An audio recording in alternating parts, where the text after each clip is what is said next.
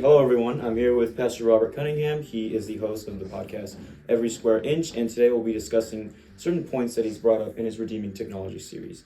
And so a question I had for you, Mr. Cunningham, is that through all the apps and the information that's available with the technology that we have in our everyday houses, how do we, navigate through that while also making sure that what we receive, like you said, just to fill in some context, in one of your episodes about mentality, you talk about the MIND acronym and how what we absorb right now, what we stimulate our brains, is meaningless, inexhaustible, and then nonchalant and depersonalized.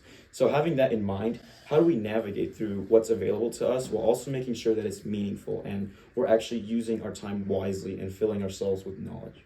Yeah, great question. And thanks for listening to my podcast. So I think we give so much attention, and your parents probably give a lot of attention, first to the things that we know are deeply problematic, and I would even call evil online, of course, pornographic content and things like this. And then there's concern about like social media and what that's doing to us and our relationship stuff.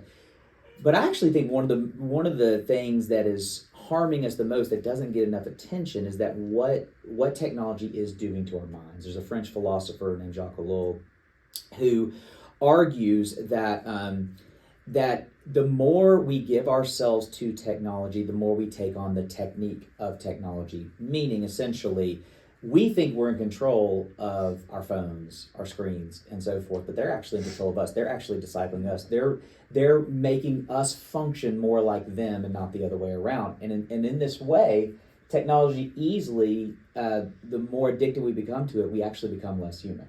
The easy answer is to use technology rightly when it comes to information consumption. And what I mean by that is a good test. My wife and I actually did this for a while because we caught ourselves kind of getting hooked on our phones, and we gave ourselves freedom to walk up to each other in the middle of our phone usage and just stop each other and just say, hey, does that matter to your life? Mm-hmm. And if the answer was no, say, get off of it. Get off of it. Why are you lost in endless information and details that have nothing to do with your life? It's a great tool to use in a way that benefits your life and your flourishing. But once we get lost in the sea of information, what it brings about is a breadth of information without a depth of knowledge. And ironically, in the informational age, we know everything and yet we don't really know anything. Mm-hmm. We have access to all information, but we're lacking this depth of knowledge and wisdom. And when the Bible speaks about knowledge, it's not just information cognitively processed. It is truth taking hold of you and a deep intimacy, apprehension, internalization, and application of truth.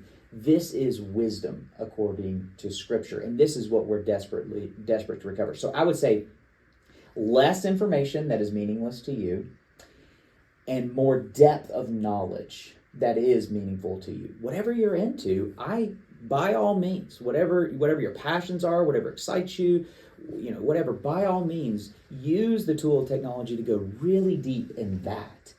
But let's avoid the stuff that is completely and utterly meaningless to our lives and is just training our minds to have hypertext minds. Does that make sense? Yeah. Hypertext is, a link. We bounce around information that trains our minds to work that way, and then we get out into the real world, which demands actual thoughtful, sequential thought patterns. And our minds aren't working well in the real world because they've been trained by the virtual world. And so, following off of some of your phrasing there, you said that it should be used as a tool to further our knowledge in the subjects that we're passionate about. Is that correct? Yeah. And so, instead of having it, sort of fill our minds with this useless things that we don't actually, recall, mm-hmm. or things that aren't actually helping us, are there certain, processes or certain ways that, by navigating through technology, we're actually filtering what we are seeing and actually searching for what is actually useful to us?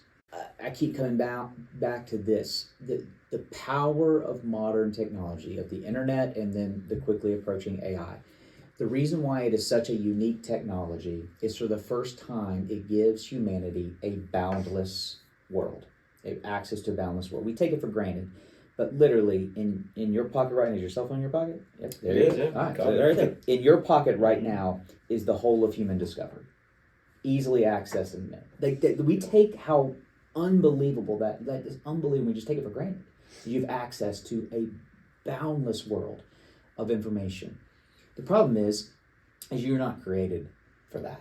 You don't have the capacity to take that in. And so the way you limit the boundless nature of modern technology is by intentionally creating your own personal boundaries. Right. Time boundaries on your phone, limiting your screen time, putting together a plan of usage and holding to it.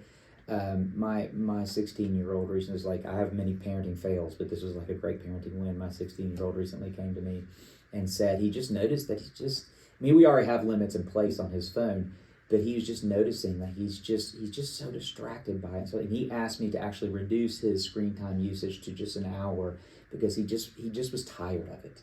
He was just tired of it. And so I would just say, put boundaries up around the boundless nature of information, and then go deep into the things you're really passionate about. And I know you're on school and you already have all these assignments, you have all these homeworks, but read a book. Read a book.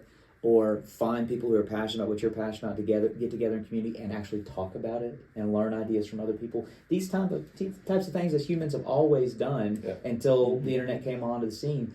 Redeem and recapture and recover kind of those ancient paths and put boundaries around the new way forward. Well, thank you so much, Mr. Cunningham. I hope you and your groups have some fruitful discussion.